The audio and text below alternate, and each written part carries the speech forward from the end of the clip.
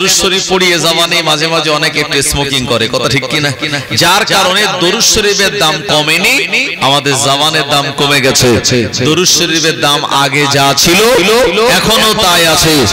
প্রাণ খুলে উচ্চ আওয়াজে নবীজির শানে মুহাব্বতে তেলাওয়াত করুন। আল্লাহুম্মা সাল্লি আলা সাইয়্যিদিনা মাওলানা মুহাম্মদ ওয়া আলা আলি সাইয়্যিদিনা মাওলানা মুহাম্মদ। আমি গোলাম তোমার, আমি গোলাম তোমার, হে পরওয়ার, গোলাম করে রেখো আমারে, করোনা কভু ভিখারি আমায়, দুনিয়ার মানুষের দুয়ারে, দুনিয়ার মানুষের দুয়ারে। আল্লাহুম্মা সাল্লি আলা সাইয়্যিদিনা মাওলানা মুহাম্মদ ওয়া আলা আলি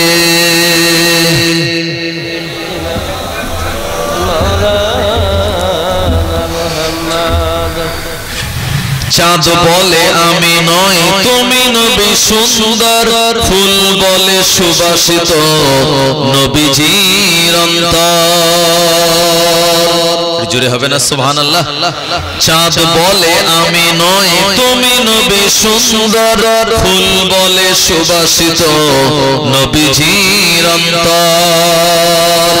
তারাদের দল বলে তুমি প্রিয় দরবে, মেঘ বলে জল হয়ে তুমি নবী সরবে, মানুষের কাছে তুমি রহমের বন্ধন, মানুষের কাছে তুমি রহমের বন্ধন।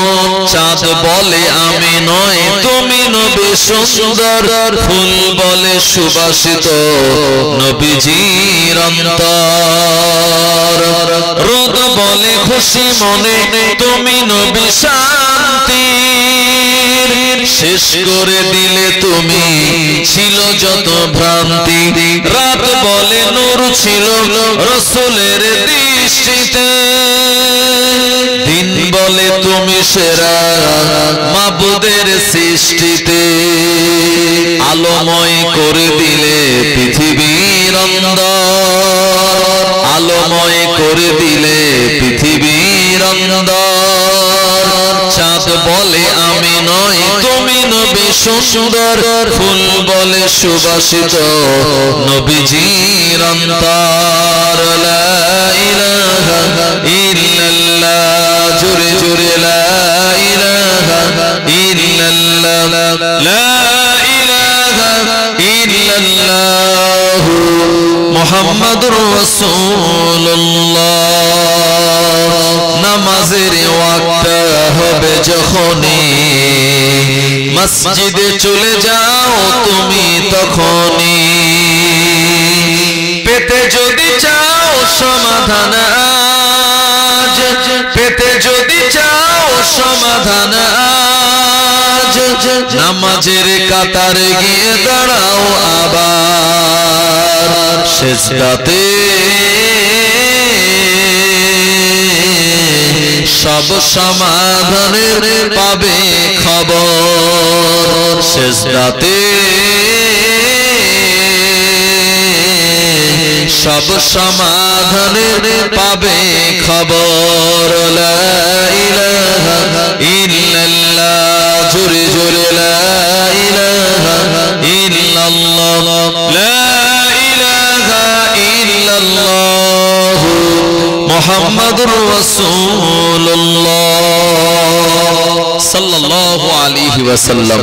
মুআজ্জাজ মুকাররম উলামায়ে কেরাম, আমার সম্মুখে বসে থাকা বয়োজ্যেষ্ঠ মুরব্বিয়ান চাচাজি গণেরা, সমবয়স্ক জওয়ান যুবক ভাইরা, স্নেহের ছোট ছোট সোনা মানিকেরা, পর্দার অন্তরালে অবস্থিতা পর্দানশীনা আমার আম্মাজান ও বোনেরা, আজকের এই জলসা নির্বাচিত সভাপতি সাহেব, কমিটির জওয়ান যুবক বৃন্দ, আপনাদের গ্রামের মসজিদের সম্মানীয় ইমাম সাহেব, আমরা সম্মিলিত কণ্ঠে মহান আল্লাহ রাব্বুল আলামিনের দরবারে শুকরিয়া জ্ঞাপন করি যে আল্লাহ রাব্বুল আলামিন আমাদেরকে আরবি 1446 হিজরির অষ্টমতম মাস মাহে শাবানের চাঁদের 17তম তারিখের রাতের বেলা আর 16তম তারিখের দিন ছিল আজকে, এরকম একটি সুন্দরতম ইসলামিক জলসায় কোরআন ও হাদিস থেকে কিছু আলোচনা শোনার জন্য যে আল্লাহ পাক আমাদের মনোনীত করে এখানে বসিয়েছেন, সেই মাবুদের দরবারে শুকরিয়া জ্ঞাপন করে প্রাণ খুলে উচ্চ আওয়াজে মহব্বতের সঙ্গে বলুন আলহামদুলিল্লাহ। আর একটু কষ্ট করে বলেন হামদান কাসীরান তাইয়্যিবান মুবারাকান ফীহি ইয়া রাব্বি লাকাল হামদু কামা ইয়ানবাগি লিজালালি ওয়াজহিকা ওয়া আযীমি সুলতানিকা। তারপরে আমরা আমাদের প্রিয় নবী সরকারে দো আলাম মুফাক্খিরে মওজুদা আফতাবে নবুয়ত খাতামান নবিয়্যিন ইমামুল মুরসালিন শাহিন শাহে মদিনা মক্কার বাতি মদিনার জ্যোতি প্রিয় নবীর রওজায়ে তাহারে জানাই প্রাণ ভরা দরুদ ও সালামের নজরানা মহব্বতের সঙ্গে বলুন সাল্লাল্লাহু আলাইহি ওয়াসাল্লাম। আমার ভাইজানেরা, সব জিনিসের সময়ে দাম আছে, কথা ঠিক কি না? সব জিনিসের সময়ে দাম আছে। যে পেনে কালি থাকে, কালি যখন শেষ হয়ে যায় তখন পেনটা ডাস্টবিনে চলে যায়, আর পেনে যতক্ষণ কালি থাকে ততক্ষণ বুক পকেটে থাকে, কথা ঠিক কি না? ভাই, যখন বর বিয়ে করতে যায় তার আগে গাড়িটাকে খুব ভালো করে সাজিয়ে নেয়, বিয়ে মিটে গেলে সেই বরের গাড়ির ফুলগুলো আর থাকে না, এগুলি বাচ্চারা ছিঁড়ে নেয়। যে আনন্দবাজার বর্তমান প্রতিদিন সকালবেলা 6 টাকা 7 টাকা 10 টাকা দরে বিক্রি হয়, এই পেপারটা বাসি হয়ে গেলে পরের দিন কিলো দরে বিক্রি হয়, কথা ঠিক কি না? আজকে এখানে মাহফিল হচ্ছে বলে এত মানুষের আয়োজন, কালকে এখানে মাহফিল হবে না, মানুষজন একজনও থাকবে না। আমার ভাইজানেরা, তো আল্লাহ রাব্বুল আলামিন তিনি আমাদের জন্য কোরআনুল মাজিদের 29 পারা সূরার নাম সূরা মুলক, সেখানকার 2 নম্বর আয়াতে কারিমা আমি আপনাদের কাছে তেলাওয়াত করেছি। মহান আল্লাহ রাব্বুল আলামিন এই আয়াতে কারিমার ভিতরে আমাদের জন্য সুন্দরতম একটি দিক নির্দেশনা দিয়েছেন। এই দিক নির্দেশনা যদি আমরা মেনে চলতে পারি তাহলে আখিরাতের জিন্দেগিটা আমাদের জন্য বিরাট আরাম আর সুখের হয়ে যাবে।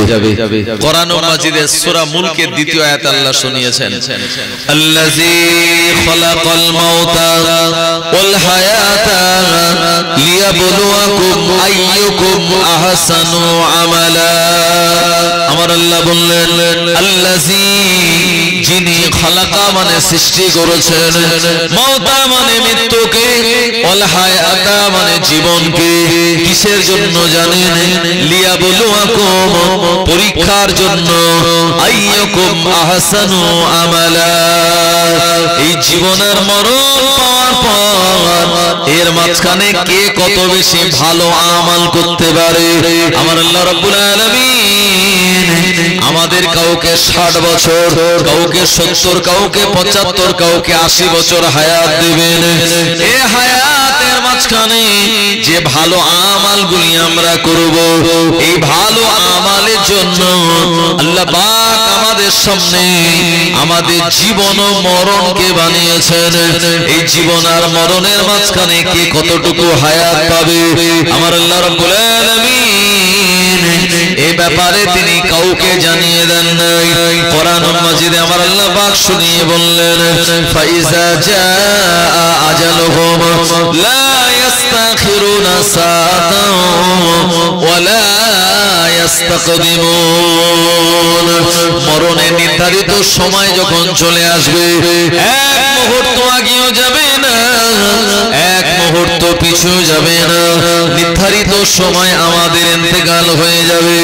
কোরআন মাজিদের দ্বিতীয় আয়াত আল্লাহ শুনিয়ে বললেন, আইনামা তাকুনু ইদরিকুমুল মাউত ওয়ালাউ কুনতুম ফি বুরুজিম মুশাইয়াদা।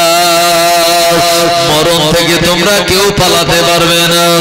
এ মরণ থেকে পালানোর জন্য কেউ যদি বিরাট বড় উচ্চ অট্টালিকায় গিয়ে আশ্রয় নেয়, মরণও সেই জায়গাতে গিয়ে পৌঁছে যাবে। ও আমার মেয়েরা, এই জন্য দুনিয়া জমিনে আমার আল্লাহ রাব্বুল আলামিন আমাদের জীবন ও মরণ বানিয়েছেন লিয়াবলুয়াকুম আইয়ুকুম আহসানু আমালা। আমরা এই জীবন আর মরণের মাঝখানে কে কত বেশি ভালো আমাল করতে পারি। ও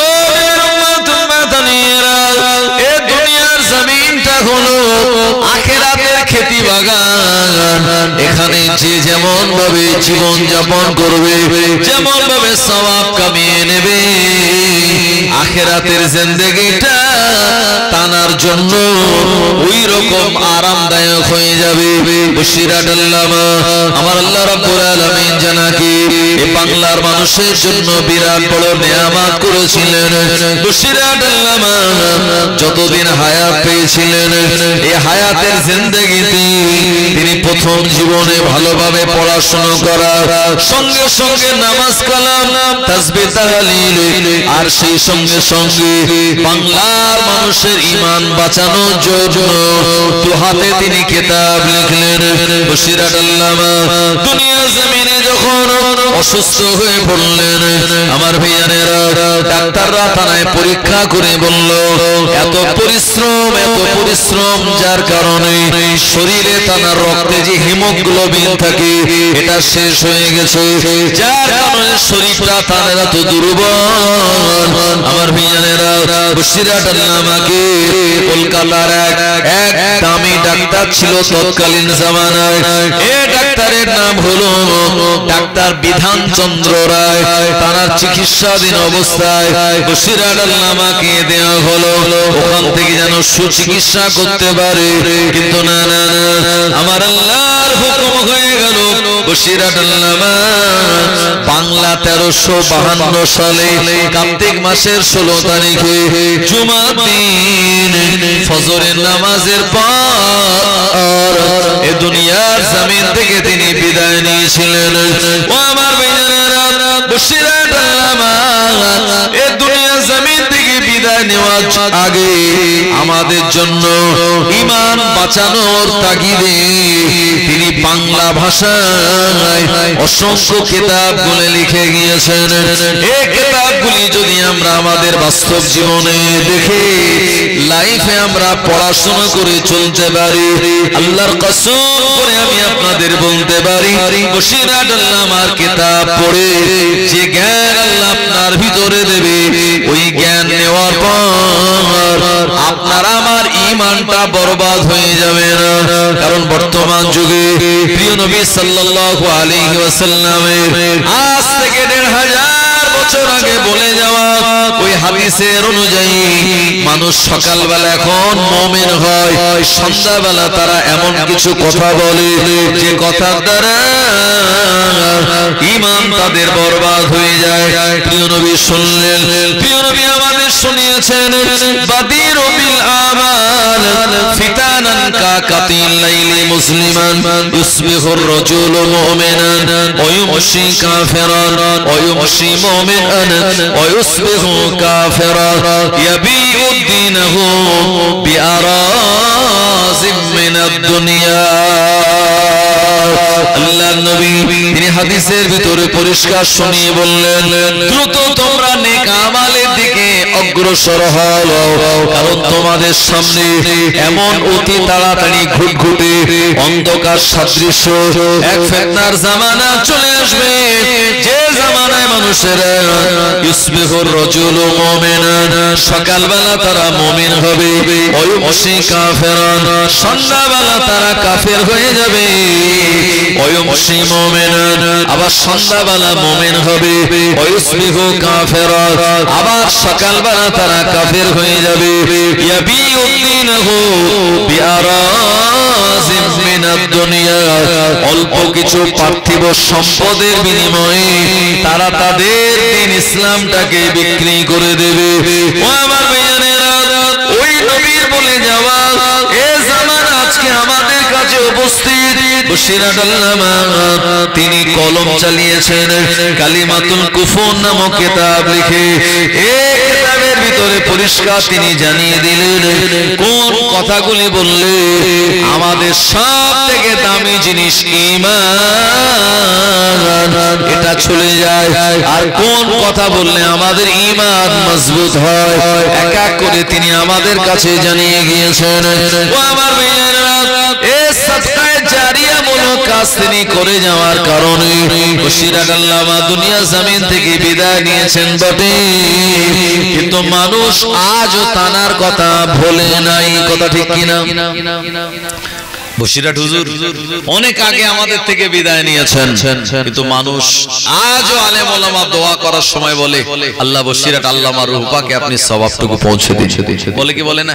এই জন্য বলে কারণ তিনি এমন একজন ব্যক্তিত্ব ছিলেন যিনি ঈমানে আপনার পাওয়ারফুল, এবং সেই সঙ্গে সঙ্গে তানার যে কিতাব, এই কিতাবগুলি আপনি পড়লে বুঝতে পারবেন যে কতটা বড় মাপের আলেম না হলে এমন কিতাব লেখা সম্ভব হয়। আমার ভাইজানেরা, বশিরাত হুজুর ইন্তেকাল করার পর হুজুরের কলকাতা ঝাউতলা রোডে প্রথম নামাজে জানাজা হলো। এই নামাজে জানাজার ইমামতি করেছিলেন আপনার ফুরফুরা শরীফের মুফতি আজম মেজলা হুজুর রাহমাতুল্লাহ আলাইহি। আর হুজুরের দ্বিতীয় জানাজা হলো তানার এই মাদ্রাসা, প্রতিষ্ঠিত মাদ্রাসা বশিরাত আমিনিয়া মাদ্রাসায় হুজুরের দ্বিতীয় জানাজা হলো। হুজুরের এই দ্বিতীয় জানাজায় হুজুরের ইমাম ছিলেন জানাজা নামাজের হুজুরের আপন ছোট ভাই, জানার নাম হলো পীর আল্লামা রুহুল কুদ্দুস সাহেব রাহমাতুল্লাহ আলাইহি। আমার ভাইজানেরা, হুজুরকে দাফন কাফন দেয়া হয়ে গেল। এই দাফন কাফন দেওয়ার 40 বছর পর এই মাওলানা বাগী সালেহ সাহেব একবার মেজলা হুজুর তখন হায়াতে, উনি আমন্ত্রিত প্রধান অতিথি ছিলেন। আমার ভাইয়ানেরা, ও উম্মতেরা, এমন করে তিনি মাওলানা বাগী সালেহ সাহেব মেজলা হুজুর ওয়াজ করতে করতে বলেছিলেন, এ বশিরাত এলাকার মানুষেরা, কবর করে দেখানো যদি শরীয়তে জায়েজ হতো, আমি এমন করে ফুরফুরার আবু জাফর মেজলা হুজুর বশিরাত আল্লামার কবর করে দেখিয়ে দিতাম।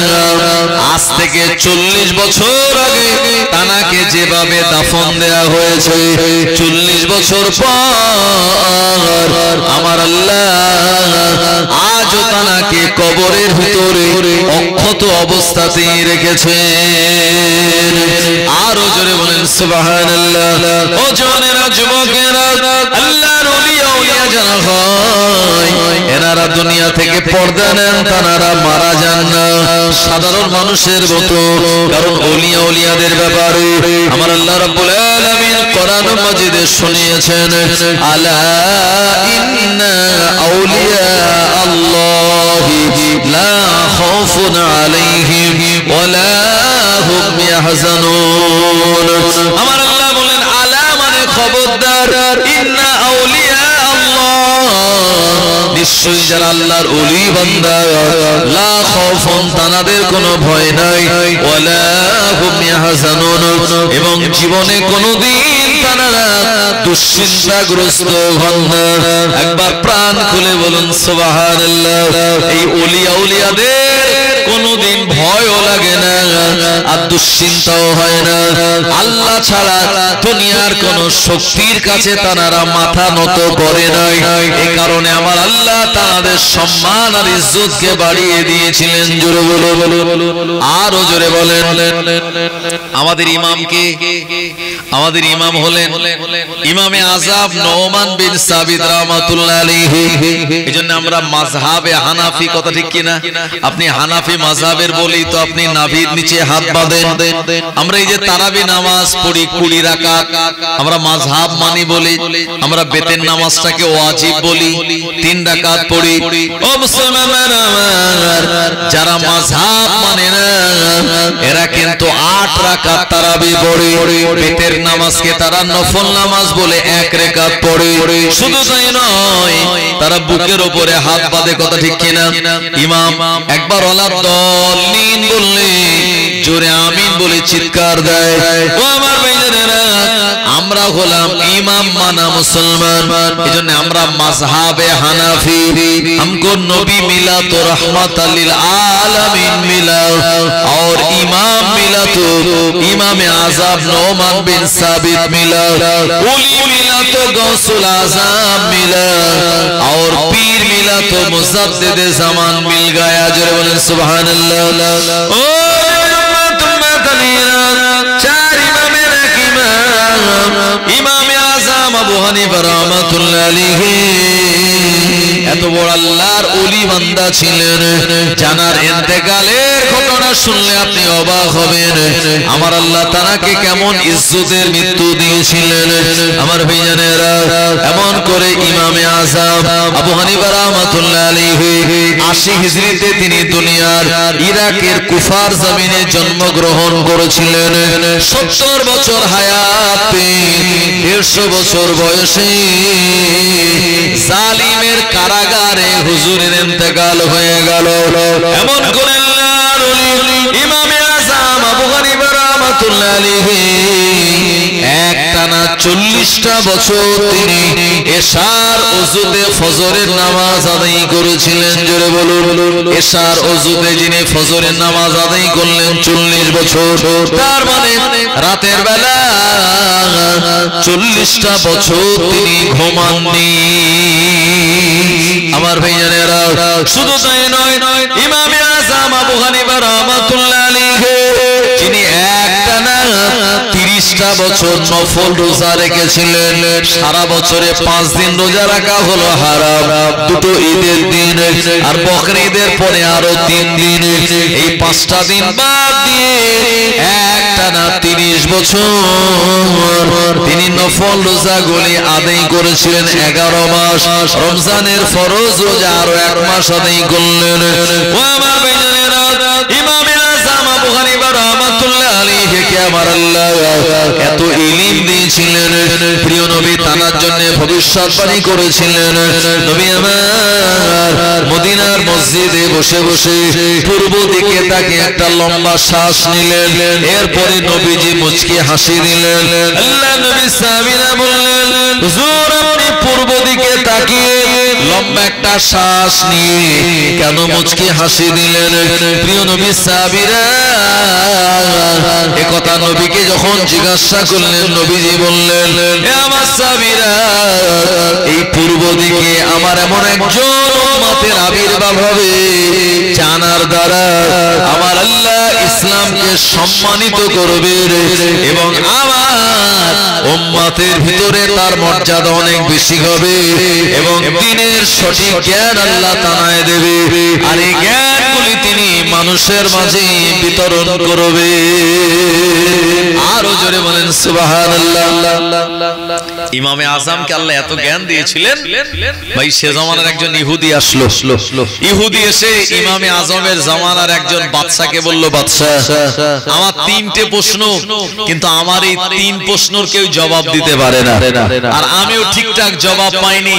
তবে আমার মনে হয় মুসলমানদের ভিতরে এমন কোন জ্ঞানী লোক নেই যে আমার এই প্রশ্নগুলির জবাব দেয়।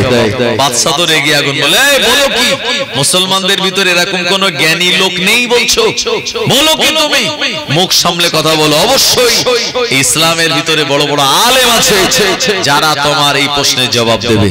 তো ইহুদি বলল, তাহলে আপনি বলুন আমার এই 3টে প্রশ্নের জবাব তারা যেন দেয়, যদি দিতে পারে তাহলে আমি ভাববো যারা মুসলমানদের আলেম ওলামাদের অনেক জ্ঞান আছে। আমার ভাইয়ারেরা, এ সময় বাদশা বলল, ইহুদি বলো তোমার কি প্রশ্ন? ওই ইহুদি তখন বলল যে আমার প্রথম নম্বর প্রশ্ন হলো যে আল্লাহর আগে কে ছিল? জোরে বলে নাউজুবিল্লাহ। ভাই আল্লাহর আগে কে ছিল? এই প্রশ্নটা রহমতি প্রশ্ন না শয়তানি প্রশ্ন? শয়তানি প্রশ্ন। দ্বিতীয় প্রশ্ন কি? দ্বিতীয় প্রশ্ন হলো যে আল্লাহ এখন কোন দিকে তাকিয়ে আছে? আর আমার তৃতীয় প্রশ্ন হলো তোমাদের আল্লাহ এখন কি করছে? এই প্রশ্ন তিনটে রেখেছে। আলেম ওলামারা মোটামুটি একটা জবাব দিয়েছে, কিন্তু সেই জবাবে সে সন্তুষ্ট হয়নি। বলল না না, এমন জবাব যার ভিতরে আমি লজিক খুঁজে পাইনি, সুতরাং এই জবাবে আমি সন্তুষ্ট নই। ভাই ও জামানায় তখন ইমামে আজম মোটামুটি সুনাম সুখ্যাতি তানার আছে। হুজুরের কাছে খবর গেল, হুজুর বাদশার কাছে গিয়ে বলেন, এ বাদশা শোনেন, এক কাজ করেন, একটা দিন ঠিক করেন, আর সেই দিনে বিরাট বড় একটা স্টেজ বানাবেন, আর এই স্টেজটা বড় থাকবে কিন্তু চেয়ার মাত্র থাকবে একটা। ওই স্টেজে একটা ছাড়া দুটো চেয়ার যেন আর না থাকে। আর জনগণকে আপনি অ্যানাউন্স করে বলুন অমুক দিন এইরকম একটা বিরাট বড় মজলিসের আয়োজন করা হবে। এখন ওই মেম্বারের উপরে আপনি একটা মোমবাতি রাখবেন, আর একটা দেশলাই রাখবেন, আর একটা চেয়ার, এছাড়া আর কিচ্ছু রাখবেন না। আপনি অ্যানাউন্স করুন চারিদিকে, জনগণকে আগে ভাগে বলুন, তারা যেন সব চলে আসে এই জায়গাতে। আমার ভাইয়ারেরা, ইমামে আজম আবু হানিফা রাহমাতুল্লাহ আলাইহি ওই বাদশা নামদারকে যখন এই কথাটা শুনিয়ে দিল, এ সময় বাদশা নামদার আমার ভাইয়ারের একটা বিরাট বড় স্টেজ বানালো। ওই স্টেজে একটাই মাত্র চেয়ার রাখলো, আর মানুষজনকে অ্যানাউন্স করে বলল, একজন আল্লাহর ওলির সঙ্গে, নেক আলেমের সঙ্গে একজন ইহুদি তর্ক বিতর্ক হবে, বাহাস হবে। এ বাহাসের নাম শুনে হাজার হাজার মানুষ ওই ময়দানে হাজির হয়ে যায়।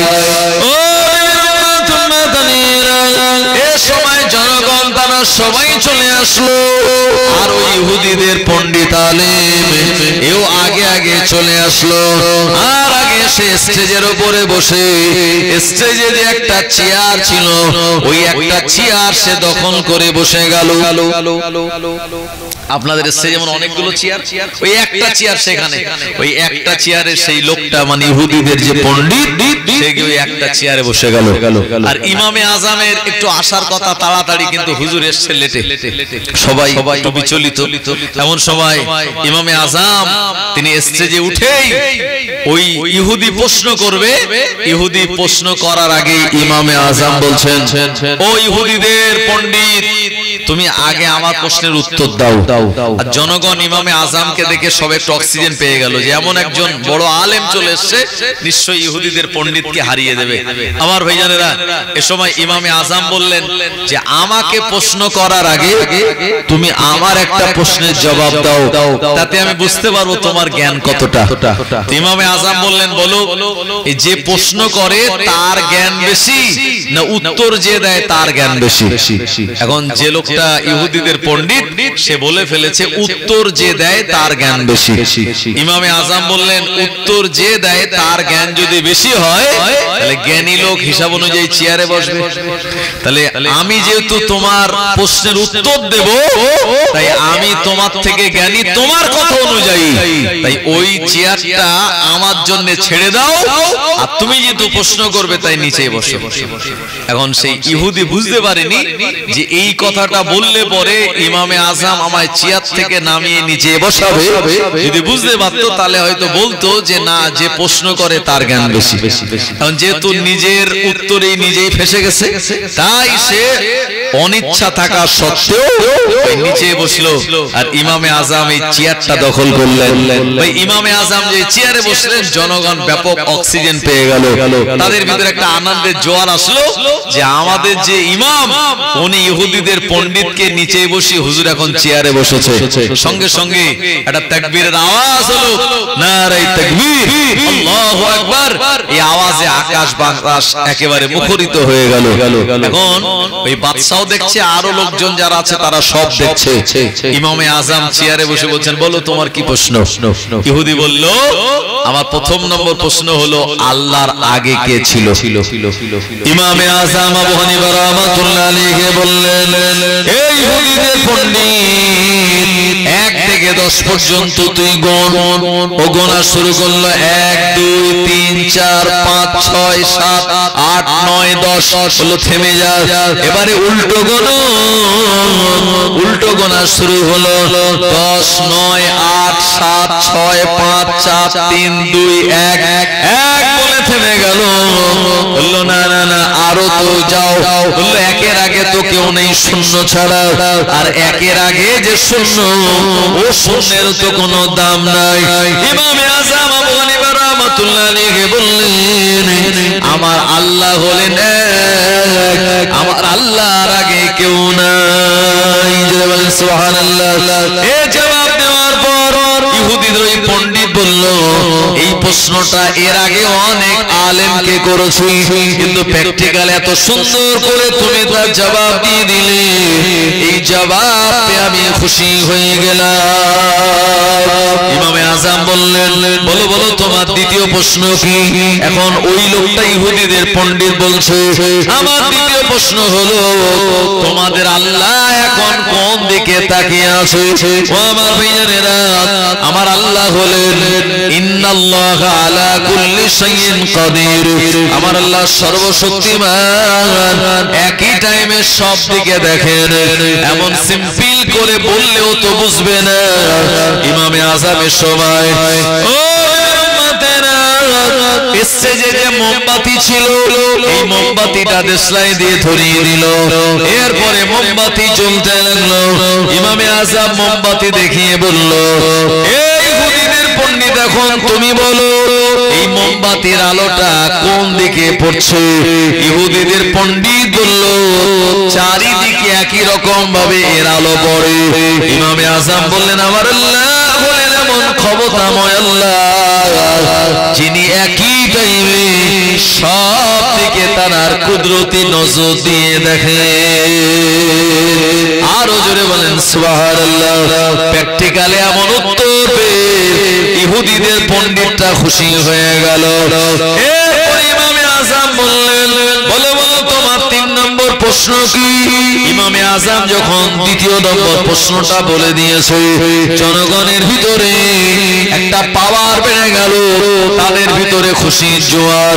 ইমামে আজম সুন্দর করে তার প্রশ্নগুলি জবাব দেয়। এই লোকটা বলল, আমার 3 নম্বর প্রশ্ন হলো, তোমার আল্লাহ এখন কি করছে? ইমামে আজম বললেন, ইহুদিদের পণ্ডিত, তোমার বুঝতে এত লেট হলো কেন? আমার আল্লাহ রাব্বুল আলামিন আমায় ইজ্জতের চেয়ারে বসিয়ে তোমায় নিচে বসিয়ে দিয়েছে। ও জওয়ানেরা, যুবকেরা, এ জবাব দেওয়ার পর ইহুদিদের পণ্ডিতের মান সম্মান নষ্ট হয়ে গেল। আর মেম্বারে থাকলো না, ওখান থেকে নেমে চলে গেল। আর বাদশাকে বলে গেল, এই ব্যক্তিটাই তো বিরাট বড় একজন আলেমে দ্বীন। এতদিন আমার ধারণা ছিল মুসলমানদের পণ্ডিত আর আলেমেরা কিছু জানে না, কিন্তু তার জবাব শুনে আমার অন্তরের চোখটা খুলে গেছে। একবার প্রাণ খুলে বলুন সুবহানাল্লাহ। ইমামে আজম আবু হানিফা রাহমাতুল্লাহ আলাইহি, আমার আল্লাহ তাআলাকে বিরাট জ্ঞানের অধিকারী করেছিলেন। একজন নাস্তিক বলেছিল, দেয়ার ইজ নো গড, আল্লাহ বলে কেউ নাই। জোরে বলে নাউজুবিল্লাহ। ইমামে আজম বলেন, নাস্তিক বলো কি? এই আসমানে, জমিনে, পৃথিবী, চাঁদে, সূরজে, পাহাড়ে, পর্বত সব এমনি এমনি হলো? বললে হ্যাঁ, সব এমনি এমনি হয়েছে। বললো তোমার সঙ্গে আমার বাহাস হবে। কবে? এটা ডেট ঠিক করা হলো। আমার ভাইয়ানেরা, জনগণকে চারিদিকে অ্যানাউন্স করা হলো যে আল্লাহ বিশ্বাস, যে তার নাম হলো আস্তিক। যে আল্লাহকে বিশ্বাস করে, আ দন্ত শয়তয় হস্যিক আস্তিক।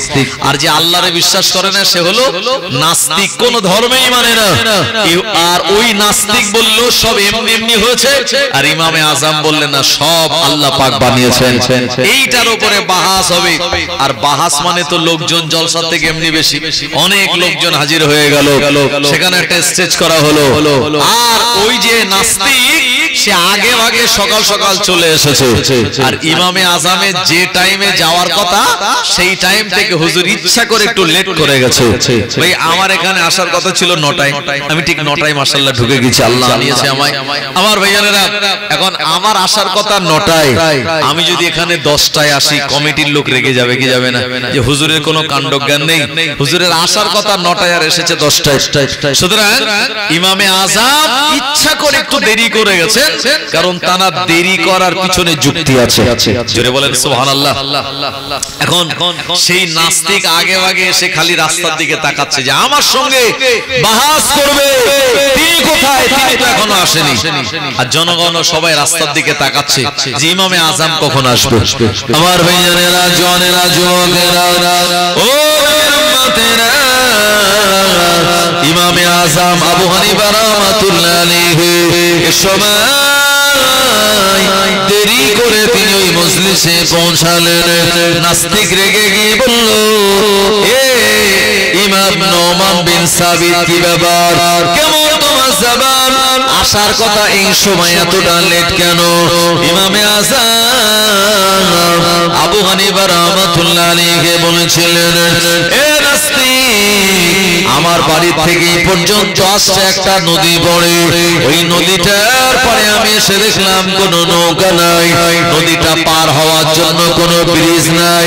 এর সময় আমি নদীর পাড়ে দাঁড়িয়ে রইলাম, হঠাৎ দেখতে পেলাম নদীর পাড়ে দাঁড়িয়ে থাকে একটা গাছ, এমনি এমনি কেটে গেল, ওই গাছটা কেটে এমনি এমনি তক্তা হয়ে গেল, ওই তক্তাটা এমনি এমনি জোড়া লেগে নৌকা হয়ে গেল, নৌকাটা এমনি এমনি আমার কাছে চলে আসলো, আর আমি নৌকার উপরে উঠে এমনি এমনি নৌকাটা আমার নদী পার করিয়ে দিল।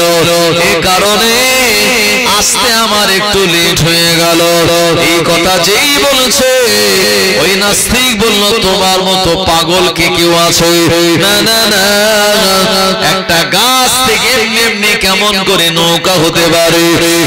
নাস্তিক বলল, গাছ কাটা লোক আলাদা, আবার গাছটা যে ফাড়াই করবে সে লোক আলাদা, এমন করে যারা নৌকা বানাবে সেটা আলাদা ডিপার্টমেন্ট, আলাদা লোক, আবার যারা নৌকা বানায় তারা তো নৌকা চালায় না, সব আলাদা আলাদা ডিপার্টমেন্টের লোক লাগে। আর তুমি বলছে হঠাৎ গাছটা দাঁড়িয়ে থেকে কেটে গেল, ফিরে গেল, তক্তা হয়ে গেল, ওখান থেকে নৌকা হয়ে আমাকে নিয়ে এপারে নিয়ে চলে আসলো, এটা তো কোনো মতে মেনে নেওয়া যায় না। আল্লাহর ওলি ইমামে আজম আবু হানিফা রাহমাতুল্লাহ আলাইহি বললেন, এ নাস্তিক, তুমি কত বড় নাদান, একটা গাছ থেকে যদি এমনি এমনি নৌকা না হতে পারে, তুমি কেমন করে বলো এ আসমানে জমিন, এ চাঁদে সূরজ, পাহাড়ে পর্বত সব এমনি এমনি হয়েছে? না না না, আমার আল্লাহ রাব্বুল আলামিন সব বানিয়েছেন। কোরআন মাজিদ আল্লাহ শুনিয়েছেন, ইন্না রাব্বাকুমুল্লাহুল্লাযী খালাকাস সামাওয়াতি ওয়াল আরদা ফি সিত্তাতি আইয়াম, নিশ্চয় আমি আল্লাহ রাব্বুল আলামিন আসমান জমিনকে 6 দিনে বানিয়েছি। সুবহানাস্তাওয়া আলাল আরশ, তারপরে আমি আরশের উপরে সমাসীন হয়েছি। আর তুমি বলো সব এমনি এমনি হয়েছে? না না না, এমনি এমনি কোনো কিছুই হয় না, সব কিছু বানানোর মালিক হলেন আমার আল্লাহ। আরো জোরে বলেন সুবহানাল্লাহ।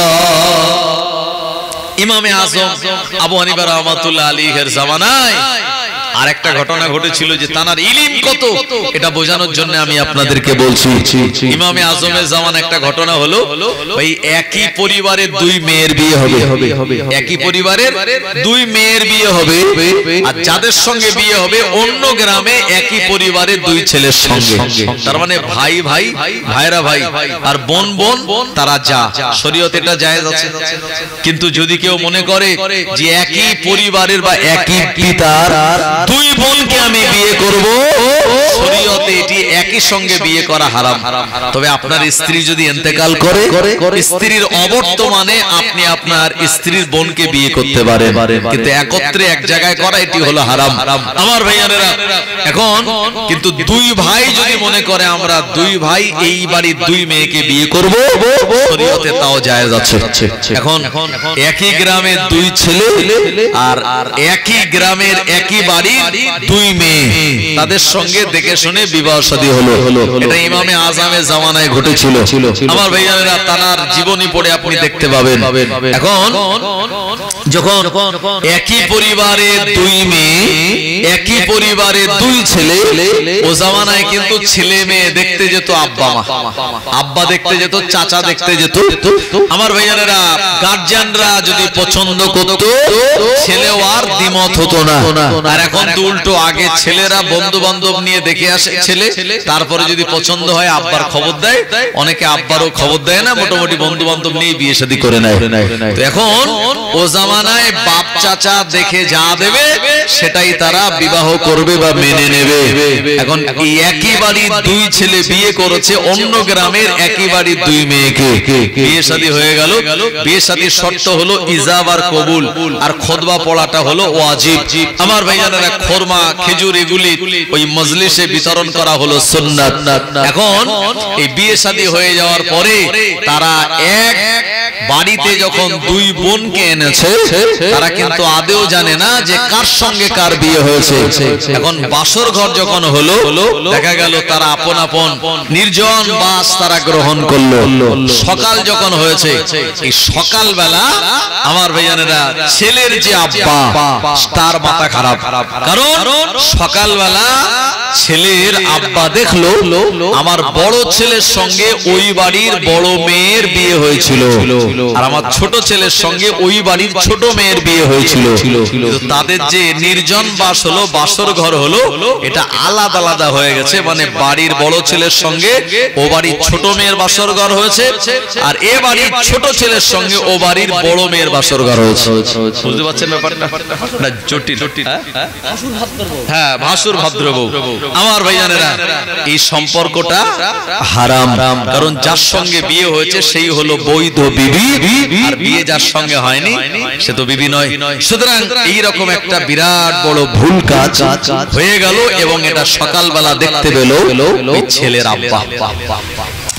আমার ভাইয়ানেরা, জওয়ানেরা, যুবকেরা, ইমামে আজম আবু হানিফা রাহমাতুল্লাহ আলাইহি, যিনি 80 হিজরিতে জন্মগ্রহণ করেছিলেন, 150 হিজরিতে এই দুনিয়া জমিন থেকে বিদায় নিয়েছিলেন।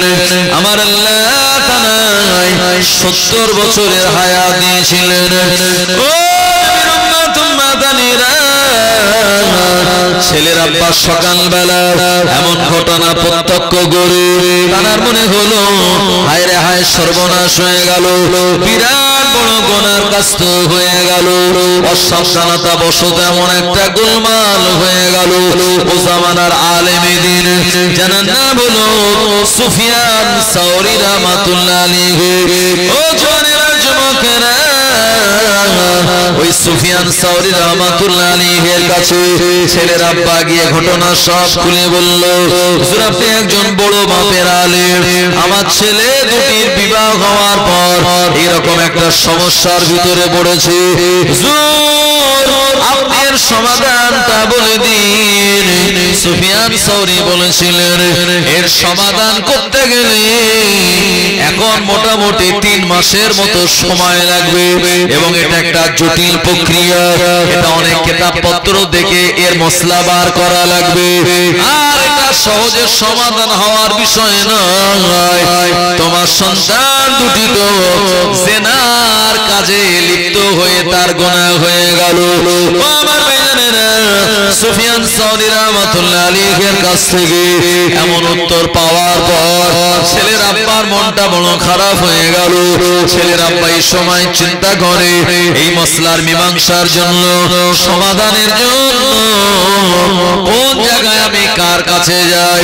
ও নবীর উম্মতেরা, ইরাকের কুফার জমিনে নোমান বিন সাবিত রাহমাতুল্লাহ আলাইহির নাম মনে পড়ে গেল। ইমামে আযম সাবিদের সংবাদ পেয়ে ওই ছেলের আব্বা ওই জায়গাতে হুজুরের কাছে গিয়ে দেখা করলেন। আসসালামু আলাইকুম হুজুর, এই ব্যাপার একটু তার সমাধান আপনি করে দিন, না হলে আমার সন্তান দুটিও গুনাহগার হয়ে যাবে, আমার বৌমা দুটিও গুনাহগার হয়ে যাবে, আর আমি তাদের আব্বা, আমার মনটাও বিরাট দুঃখিত হয়ে গেছে। এমন করে মনের ভিতরে এক বিরাট অশান্তি। হুজুরের কোন সমাধান কি আপনি করে দেবেন?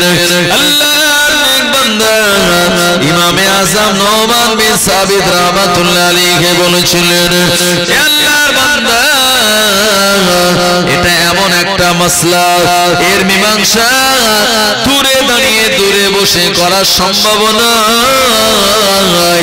এর মাসলা দিতে গেলে তোমার বাড়ি পর্যন্ত যাওয়া লাগবে। এই মশলা দিতে গেলে তোমার বাড়ি যাওয়া লাগবে, আমায় নিয়ে চলো তোমার বাড়ি। আর এই জায়গায় শুধু আমি একা যাব মশলা দেবো হবে না, আলেম ওলামাদেরকে সঙ্গে নিতে হবে। বললো হুজুর এই ব্যাপারটা তো খুব একটা কেউ জানে না। বললো কেউ না জানলেও আল্লাহ পাক তো জানে। সুতরাং কোন মীমাংসা করতে গেলে আলেম ওলামা মানুষদেরকে জানিয়ে মীমাংসা করতে হয়। কারণ বিয়ের ভিতরে একটি ওয়াজিব হলো সাক্ষী রাখা, মিনিমাম 2 জন সাক্ষী থাকা হলো বিয়ের জন্য ওয়াজিব আমার ভাইজানেরা। সুতরাং এই ওয়াজিব কাজে কাউকে থাকতেই হবে, এটা গোপনে গোপনে করার ব্যাপার নয়। এখন ওই ছেলের আব্বা এলাকার কিছু মোটামুটি যারা আলেম ওলামা তাদের বলেছেন, কিছু মানুষদেরকেও বলেছেন যে ইমামে আযম আমার বাড়ি যাবে, এরকম একটা সমাধান তিনি করে দেবেন আমার ভাইজানেরা। এখন লোকজন তো সবাই জানে না কি ব্যাপার, বললো এই ব্যাপার।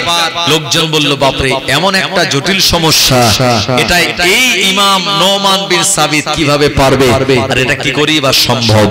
আমার ভাইজানেরা, ও উম্মতেরা, ইমামে আযম নোমান বিন সাবিত রাহমাতুল্লাহ আলাইহি বললেন, এ ছেলের আব্বা, তোমার বৌমা দুটিকে পর্দার আড়ালে রাখো, আমার থেকে খুব দূরে রাখবে না, কাছাকাছি রাখবে, আর মাঝখানে একটা পর্দার আড়াল থাকবে, যাতে আমার কথাগুলি তোমার বৌমা দুটি শুনতে পায়। আর ছেলে দুটি মজলিসে থাকবে, কিছু আলেম ওলামা থাকবে, ঠিক যেমন ভাবে বললেন ঠিক সেই রকম আয়োজন করা হলো। ইমামে আযম আবু হানিফা রাহমাতুল্লাহ আলাইহি এই সময় ওই বড় বৌমাকে জিজ্ঞাসা করে বললেন পর্দার এপার থেকে, এ বাড়ির বড় বৌমা, গতকাল তোমাদের বিবাহ হয়েছে, যার সঙ্গে নির্জন বাস হয়েছে আর একজনের সঙ্গে। এখন তুমি বলো, গত রাতের বেলা যার সঙ্গে তোমার নির্জন বাস হলো, এ যদি তোমার সারা জীবনের জন্য স্বামী হয়ে যায়, তাহলে তোমার কি কোনো আপত্তি আছে? ওই মহিলাটা বলল, না না না, যার সঙ্গে আমার নির্জন বাস হলো, এ যুবক যদি আমার সারা জীবনের জীবন সাথী হয়ে যায়, আমার কোনো আপত্তি নাই। আমার ভাইজানেরা, এই মেয়েটা যখন সম্মতি দিল, এমন কথা বলল, এরপর ইমামে আযম ওই ছেলেটাকে বললেন, এ বাড়ির ছেলে, একবার বলো তোমার সঙ্গে যার গত রাতের বেলা নির্জন বাস হলো, এ যদি তোমার সারা জীবনের বিবি হয়ে যায়, তোমার এনি প্রবলেম? বলল নো প্রবলেম। এরপরে দ্বিতীয় মেয়েকে জিজ্ঞাসা করলো, এ বাড়ির ছোট বৌমা, একবার বলো যার সঙ্গে তোমার গত রাতের বেলা নির্জন বাস হলো, এই ছেলেটা যদি, মানে এই বাড়ির বড় ছেলেটা যদি তোমার সারা জীবনের স্বামী হয়ে যায়, কোন রকমের আপত্তি প্রবলেম আছে নাকি? বলল না না না, আমার কোনো আপত্তি কোনো প্রবলেম নাই। ও আমার ভাইয়েরা, এই ছেলেটাকেও জিজ্ঞেস করা হলো, উনিও বললেন আমার কোনো আপত্তি নাই। ও ইমামে আযম আবু হানিফা রাহমাতুল্লাহ আলাইহি বললেন, যেহেতু তাদের নতুন বিবাহ হয়েছে গত রাতের বেলা, গত দিনের বেলা, গতকাল বিয়ে হলো, আর গত রাতের বেলা তাদের নির্জন বাস হলো, এ দুইজন স্বামী, তালাক দেওয়ার অধিকার তো আল্লাহ স্বামীদের দিয়েছে, তবে মেয়েদেরও তালাক দেওয়ার অধিকার শরীয়ত দিয়েছে, ওটা হলো খোলা তালাক। স্বামীর কোনো দোষ ত্রুটি যদি জানে, তাহলে স্বামীর উপযুক্ত দোষ ত্রুটি প্রমাণ করে কোন মহিলা তালাক দিতে পারে। শুধু এমনি এমনি নয়, ওই স্বামীটাকে কিছু অর্থ দেওয়া লাগবে। কিন্তু আমার আল্লাহ কোরআন মাজিদে সূরা নিসাতে শুনিয়েছেন, আর রিজালু কাওয়ামুনা আলান নিসা, আমি আল্লাহ নারীদের উপরে পুরুষের প্রাধান্য দিয়েছি। এজন্য তালাক দেওয়ার ক্ষমতা শরীয়ত পুরুষদেরকে দিয়েছে। এই বাড়ি দুই সন্তান, গতকাল যাদের সঙ্গে বিয়ে হয়েছিল তাদেরকে তালাক দিয়ে দাও, ওই জায়গায় তারা তালাক দিয়ে দিল। ইমামে আযম আবু হানিফা রাহমাতুল্লাহ আলাইহি বললেন, যেহেতু গতকাল টাটকা বিয়ে হয়েছে, আর তালাক দিয়ে দেওয়ার পর আবার তালাদের দুইজনের ভিতরে ইমামে আযম যাদের সঙ্গে যাদের বাসর ঘর হয়েছিল তাদের সঙ্গে তাদের আমার ভাইজানেরা বিবাহ শাদীটা নতুন করে দিয়ে দিলেন। এরপরে কিছু আলেম ওলামা বলেন, হুজুর তালাক দেওয়ার পরে তো 3 মাসের ইদ্দত পালন করার কথা বলা আছে, শরীয়তে বলা আছে। যদি কোনো মহিলা স্বামী মারা যায় 4 মাস 10 দিন তাকে ইদ্দত পালন করা লাগবে, যেহেতু এখানে স্বামী মরার ব্যাপার নয়। আর এই জায়গায় কেউ তো কাউকে ইচ্ছা করে তালাক দেয় না, এটা একটা অপকর্মের কারণে, ভুল বোঝাবুঝি হয়ে যাওয়ার কারণে এমন ঘটনা। ওই মজলিসে তালাক দিয়ে আবার নতুন করে তাদের যার সঙ্গে যার নির্জন বাস হয়েছিল বিবাহ শাদী পড়িয়ে দিলেন। আমার ভাইয়ারা ইমামে আযম বললেন, গত রাতের বেলা যার সঙ্গে যে ছিলে এটাই তোমাদের বৈধ স্ত্রী আজ থেকে। ও আমার ভাইয়ারা, ইমামে আযম আবু হানিফা রাহমাতুল্লাহ আলাইহি এমন সমাধান দেখে ও জামানার আলেমরাও তারা একেবারে সম্মান আর সমর্থন দিয়ে বলেছিল, ইমামে আযম বিরাট বড় কঠিন একটা ব্যাপারকে এত সহজ তার সমাধান করে দিলেন, যেটা সত্যি বিরাট প্রশংসার যোগ্য। আরো জোরে বলেন সুবহানাল্লাহ। বসিরাট আল্লামার জামানার একটা ঘটনা ঘটেছিল। এক লোক তার স্ত্রীটাকে বলে গেছে, আমি ব্যবসায় যাচ্ছি, আমার বাড়ি আসার আগে যদি তুমি তোমার বাপের ভিটে পা দাও তাহলে তোমার উপরে 3 তালাক। স্বামী তো বলে চলে গেছে। এখন কিছুদিন পর স্ত্রীটার কানে সংবাদ আসলো, আমার আব্বা অসুস্থ। বসিরাট আল্লামার জীবনে ঘটে যাওয়া ঘটনা। এরপরে মহিলাটা চিন্তা করলো, আব্বা অসুস্থ, আব্বাকে একটু দেখতে যেতে হবে। আমার ভাইজানেরা ওই আব্বাকে দেখতে যাওয়ার নিয়াত করে ঘর থেকে যেই বার হবে, হঠাৎ মনে পড়ে গেল, না না না, আমার স্বামী তো বলে গেছে আমার স্বামী বাড়ি আসার আগে আমার বাপের ভিটে পা দিলে আমার উপরে 3 তালাক পড়ে যাবে। এই কথাটা মনে পড়ার পর উনি আর বাপের বাড়ি গেলেন না। আবার কানে সংবাদ আসলো, এ মহিলা তোমার স্বামী অসুস্থ, তোমার আব্বা জান অসুস্থ, চলে যাও, একটু শেষবারের মতো দেখে আসো, মনে হয় বেশি দিন আর বাঁচবে না। ওই মেয়েটা তার আব্বার অসুস্থতার অবস্থায় দেখতে যাওয়ার নিয়াত করল বটে, কিন্তু যখনই তার স্বামীর কথা মনে পড়ে গেল যে আমার স্বামী আমায় বলে গেল আমি বাড়ি আসার আগে তোমার বাপের ভিটায় পা দিলে 3 তালাক পড়ে যাবে, এই কথাটা মনে পড়ার পর এই মহিলাটা তার বাপের বাড়ি যায় না।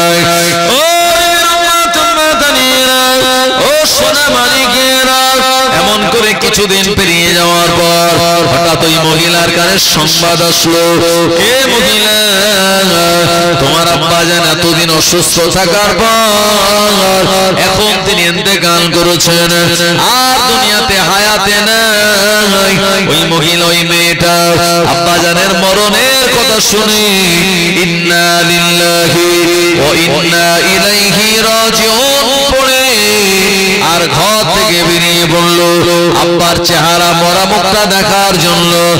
আমার ভাইজানেরা, এরপরে আব্বার চেহারা দেখলো, দাফন কাফন হয়ে গেল, মহিলা বাড়ি বাড়ি চলে আসলো, এলাকার মানুষেরা জানতো তার স্বামী শর্ত দিয়ে গেছে, আমি বাড়ি আসার আগে তোমার বাপের ভিটে পা দিলে 3 তালাক। ও আমার ভাইজানেরা, এলাকার মানুষেরা বলল, যুবক তোমার এই বিবির উপরে তো তালাক পড়ে গেল, কারণ তোমার শর্ত ছিল তোমার বাড়ি আসার আগে সে যদি তার বাপের ভিটায় পা দেয় তাহলে 3 তালাক।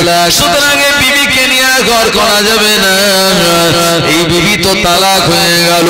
ও আমার ভাইজানেরা, আলেম ওলামারা তাদের কাছে ফতোয়া জানতে চাওয়া হলো, তারাও ফতোয়া দিয়ে বললেন তার স্বামীর কথা অনুযায়ী এই বিবির উপরে 3 তালাক পড়ে গেছে। ও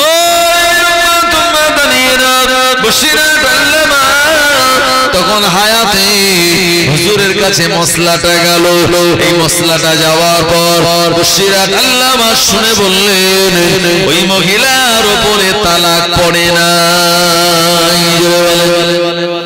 আরেকটু জোরে হবে না? সবাই তো অবাক, বড় বড় আলেমরা ফতোয়া দিয়েছে তালাক হয়ে গেছে, বশিরাত আল্লামা ফতোয়া দিলেন তালাক হয় নাই, তালাক হয় নাই। এটা তো এমনি বললে হবে না, তার হাওলা, তার রেফারেন্স লাগবে। ফতোয়ায় স্বামী থেকে দিলে না, ফতোয়ায় আলমগিরি থেকে দিলে নাকি দররে মুহতাব থেকে দিলে, এই কিতাবগুলির হাওলা ছাড়া ফতোয়া কিন্তু গ্রান্টেড নয়। বশিরাত আল্লামাকে বললেন, হুজুর আপনি যে ফতোয়া দিলেন তার তালাক হয়নি তার স্বামীর কথা অনুযায়ী, এর হাওলা কি? হুজুর বললেন এর হাওলা হলো হিলিম।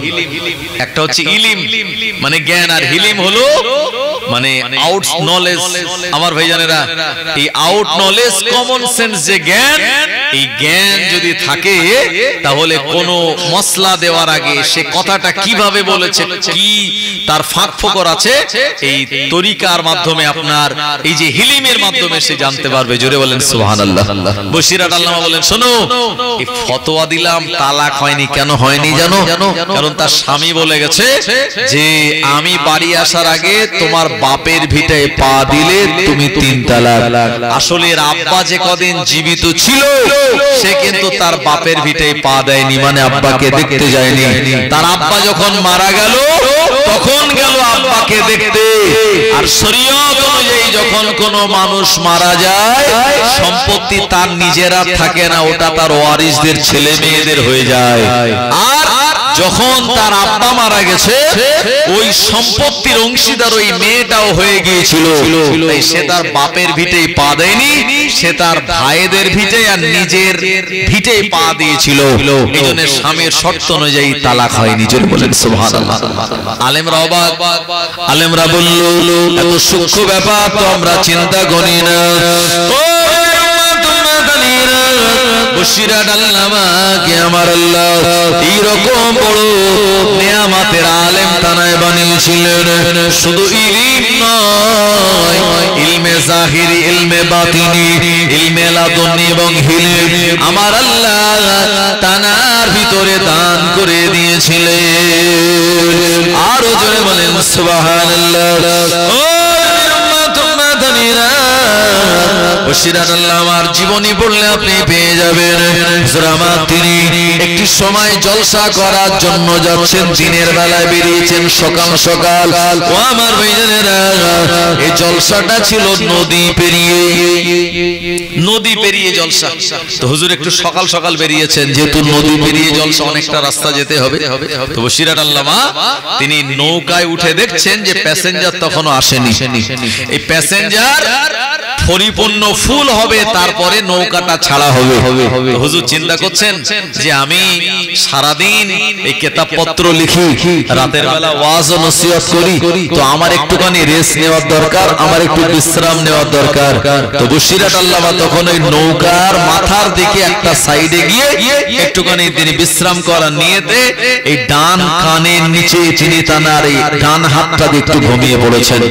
আর মাঝিকে বলছেন, বাবা লোকজন সব আসুক, নৌকা যখন ভর্তি হয়ে যাবে আমাকে একটু ডেকে দিও, টুক করে আমি বসে যাব আর ওপারে চলে যাব। আমার ভাইয়ানেরা, ও উম্মতেরা, বসিরহাট আল্লামা রাত জাগা মানুষ, তিনি নৌকার একটা সাইডে ঘুমিয়ে পড়েছেন।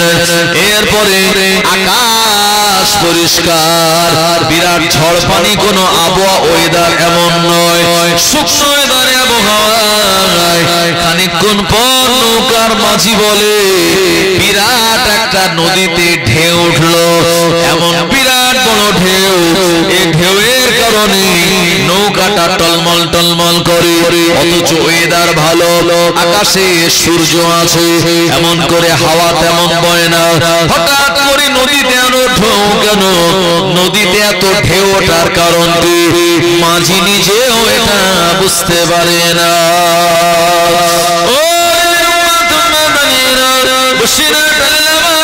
ঘুমখানা ভেঙে গেল, সময় দেখতে পেলে নৌকাটা টলমল করে, নৌকাটা বিরাট দোলে।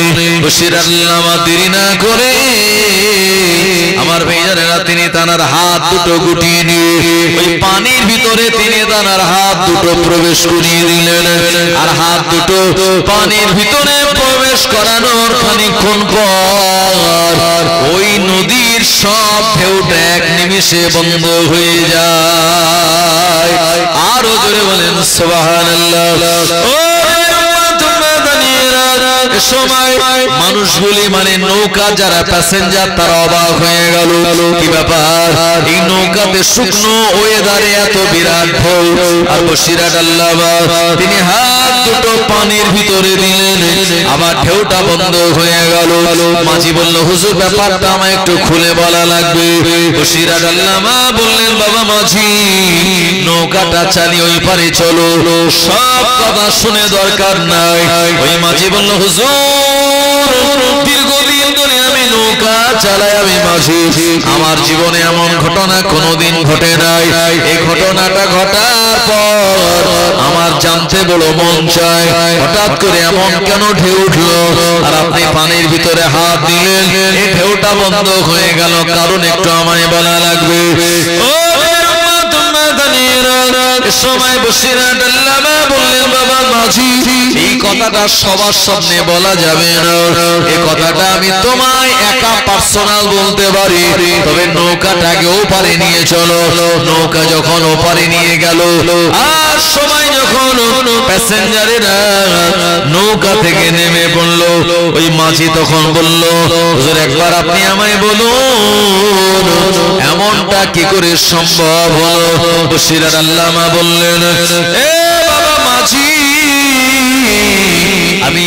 আমি রোহাল আমিন মুজাদ্দিদুজ্জামানের হাতে হাত দিয়ে আমি একজন অন্যতম খলিফা, আমার পীরের আদেশ অনুযায়ী তরিকার সবক আমল করে আল্লাহ পাক আমায় একটা মর্যাদা দিয়েছেন। এ মাঝি শুনে রেখে দাও, আল্লাহ পাক এমন একজন বান্দাকে বানিয়েছেন, জানান না হলো খিজির আলাইহিস সালাম।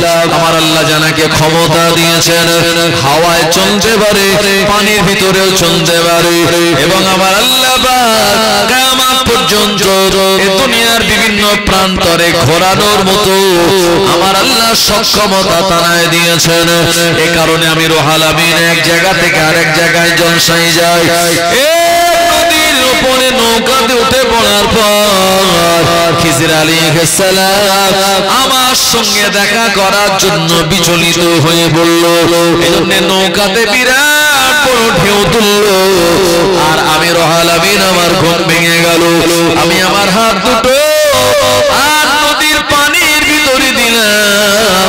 আল্লাহর নেক বান্দা খিজির আলাইহিস সালামের সঙ্গে আমার মুসাফা হয়ে গেল, আর তিনি এখান থেকে বিদায় নিয়ে চলে গেলেন, আর ঢেউ বন্ধ হয়ে গেল।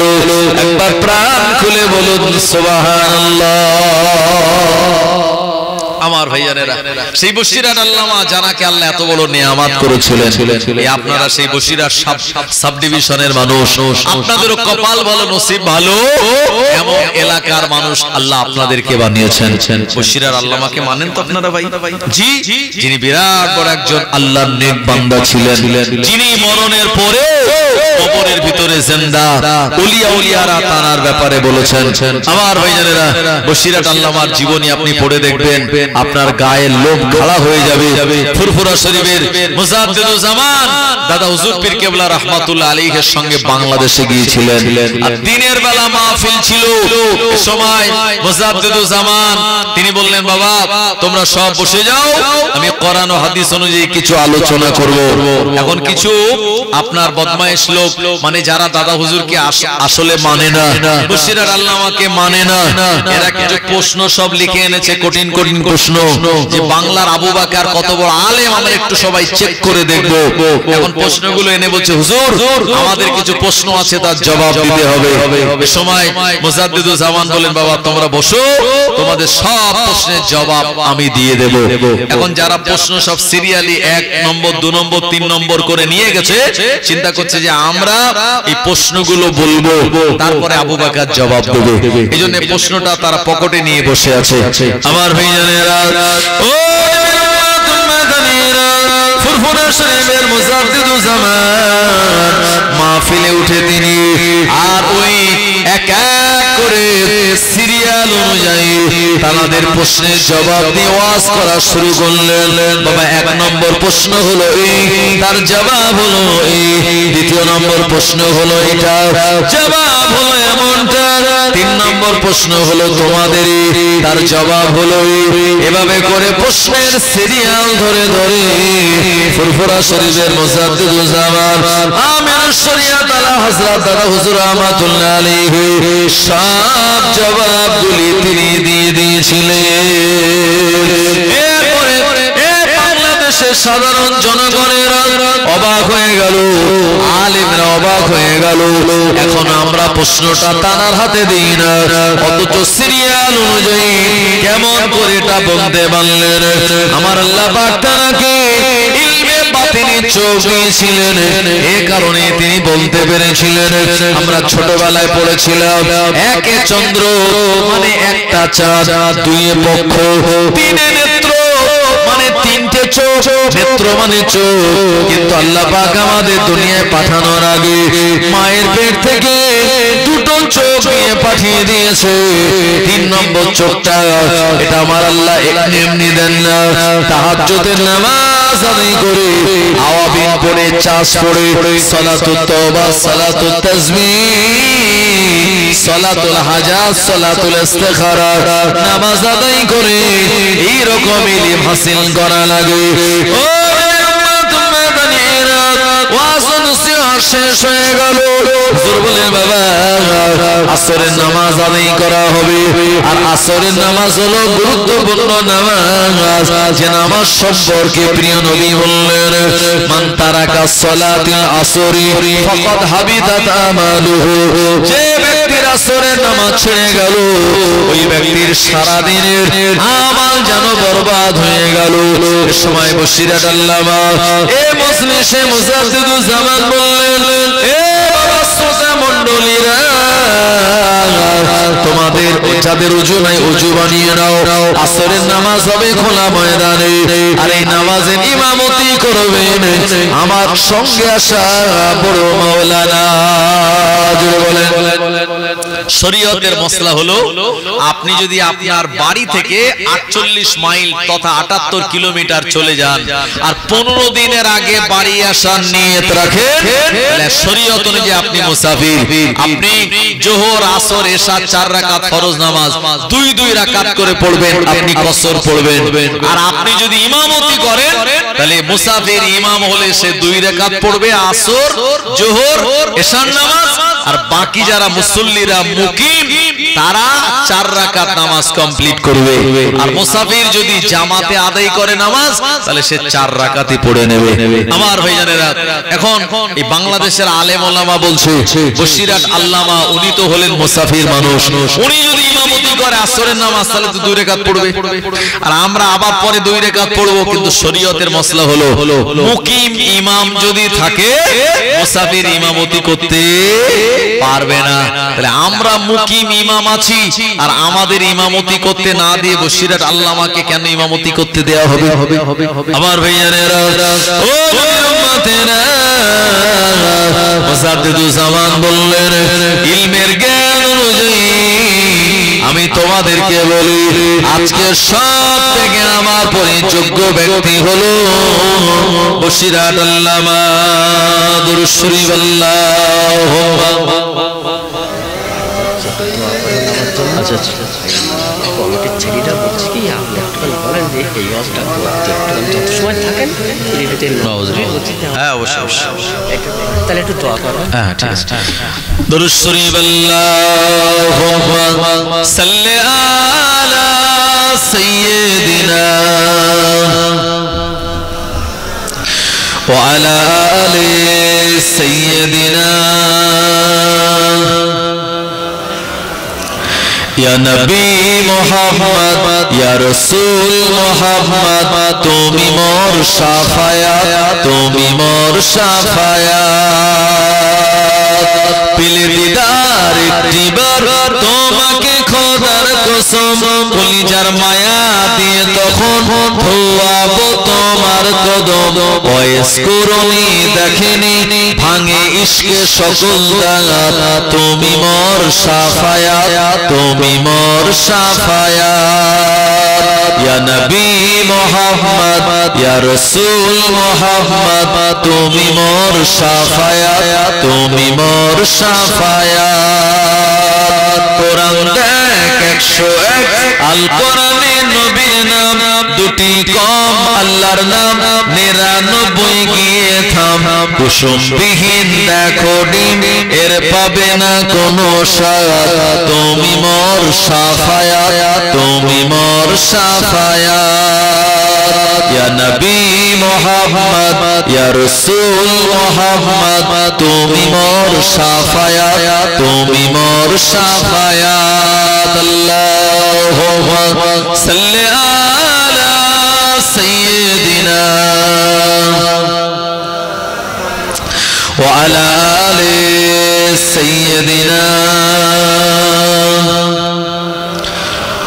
ও উম্মতনিরা আল্লাহর ওলিয়া ওলিয়াদের কথা আলোচনা করলে আমার আল্লাহর রহমতগুলি এই জায়গার উপরে বর্ষিত হয় আল্লাহর ওলিয়া ওলিয়াদের রূহানি দোয়া পাওয়া যায় এই কারণে আমি ওলিয়া ওলিয়াদের মর্যাদা বলছি ও উম্মতনিরা আর বসিরাত আল্লামা আসরের নামাজের ইমামতি করলেন আলেম ওলামারা ধরে বলল বাংলার পীর আবু বকর মুকিম ইমাম থাকার পরে মুসাফির কি ইমামতি করতে দিল এটা ঠিক করলো না হুজুর মসলা জানে না এরকম তারা বলা শুরু করলো এ সময় আল্লাহর ওলি মুজাদ্দিদুজ্জামান বললেন এ বাবা বসিরাত আল্লামা একবার বলো আজকে আসরের নামাজের জামাতে কত মানুষের সমাগম হলো এ সময় বসিরাত আল্লামা বললেন হুজুর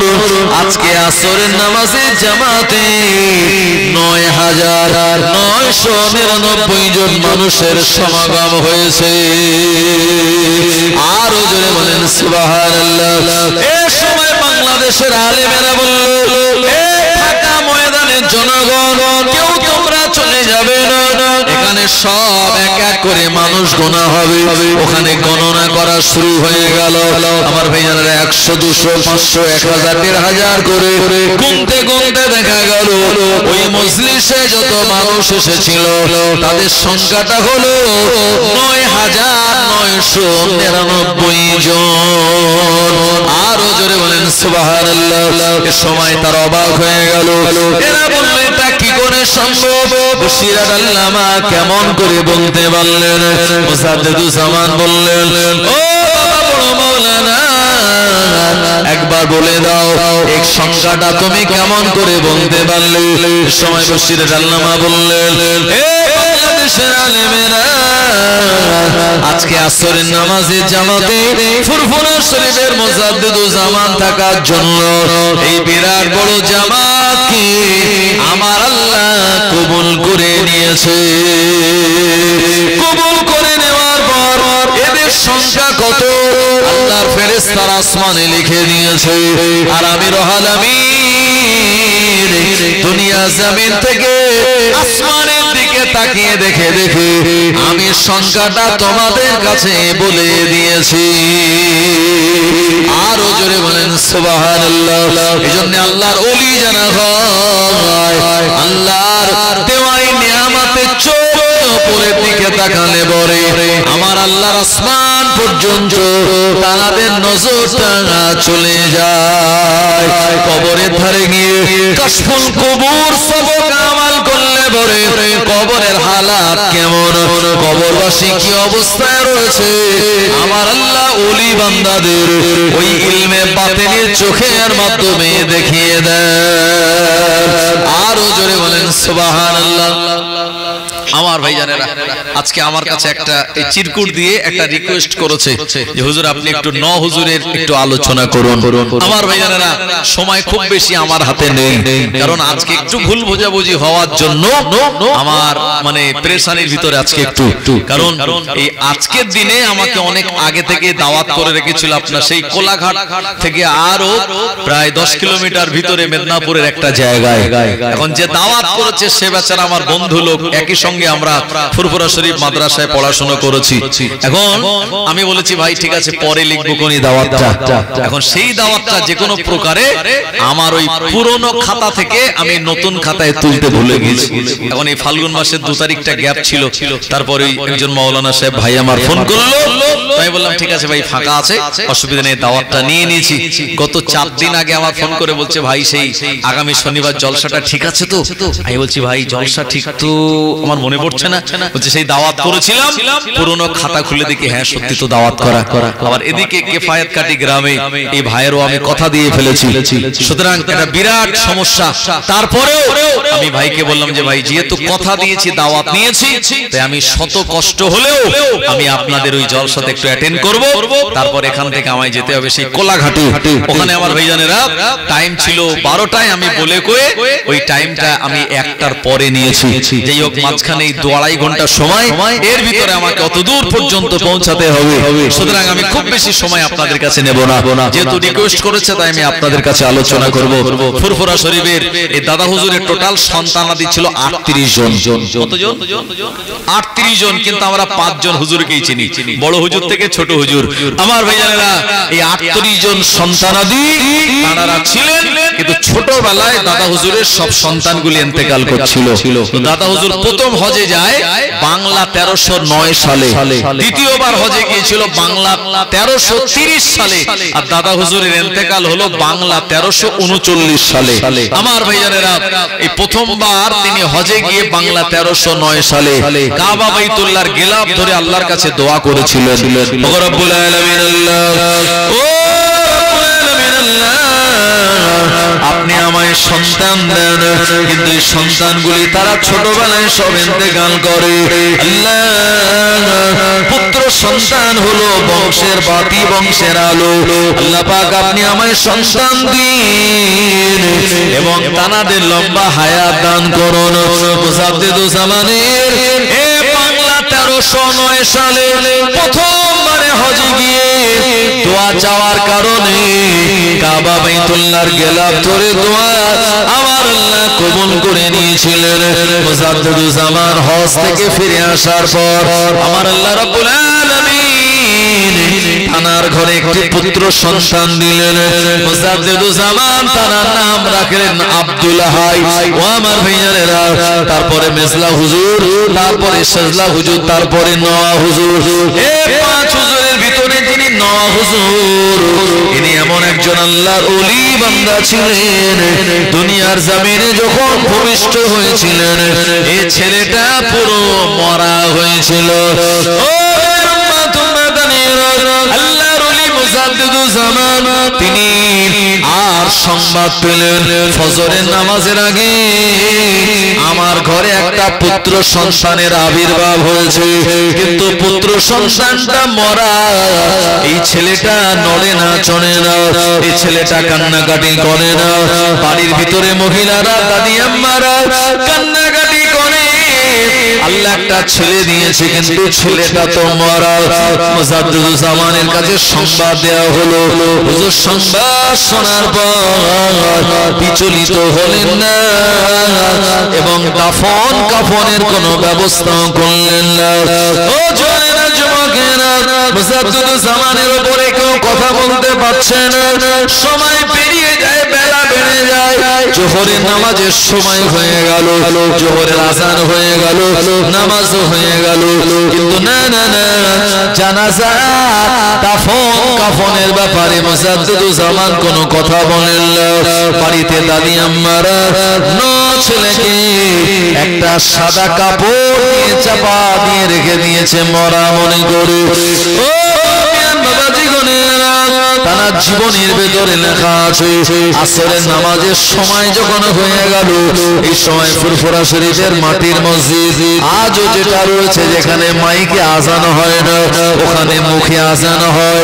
এই জায়গায় যখন আসরের আজান শুরু হলো, আল্লাহু আকবার, আল্লাহু আকবার, আজান হওয়ার সঙ্গে সঙ্গে যে ছেলেটা সকালবেলা ফজরের সময় হয়েছে, সারাদিন নড়ানা চড়ানা কান্নাকাটি নয়, আসরের নামাজের আযান শুনে ওই ছেলেটা কেঁদে উঠেছে। আরো জোরে বলেন সুবহানাল্লাহ। বাড়িতে দাদি আম্মারা তাড়াতাড়ি ছুটে গিয়ে মহব্বত করে কোলে তুলে নিয়েছে। আমার ভাইজানেরা, আসরের নামাজের জামাত হয়ে গেল। মুজাদ্দিদুজ্জামানের কাছে খবর দেওয়া হলো।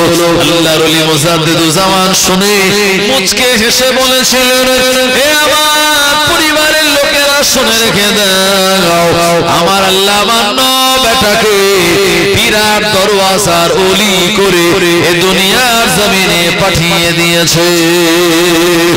আরো জোরে বলেন সুবহানাল্লাহ। ও হুজুরের জীবনী আপনি পড়বেন, গায়ের লোমটা খারাপ হয়ে যাবে।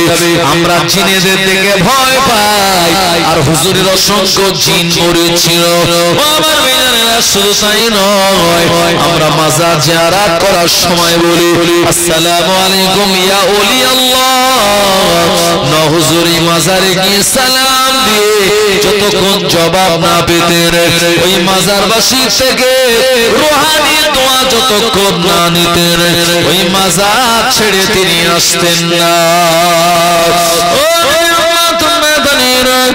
হুজুরের জীবনের ভেতর লেখা হয়েছে, হুজুর একদিন তিনি মুজাদ্দিদুজ্জামানের দরবারে বসে বসে আরবিতে নবীজির নামে না পড়ে।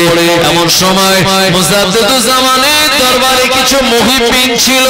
ও আমার ভাইজানেরা, হুজুর তাদের সঙ্গে আলোচনা মাশওয়ারা করছিল।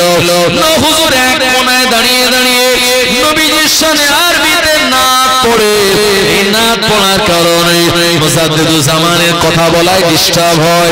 তিনি বললেন, এ বাবা নাজমুস সাদাত, একটু ধমকের সুরে বললেন, তুমি বাড়ির ভিতরে চলে যাও, এই জায়গাতে আমার অসুবিধা, ডিস্টার্ব হয়। ও আব্বা জান বকা দিয়েছে, ধমক দিয়েছে। এই কথাটা শুনে হুজুর তিনি বাড়ির দিকে রওনা হয়ে গেলেন বটে, কিন্তু না না না, তিনি বাড়িতে গেলেন না। আল্লাহর ওলি মুজাদ্দিদুজ্জামানের দরবার থেকে মুহিব্বিন ভক্তরা চলে গেল। তারা হুজুর বাড়ির ভিতরে গিয়ে হুজুরের বিবিকে জিজ্ঞাসা করছে,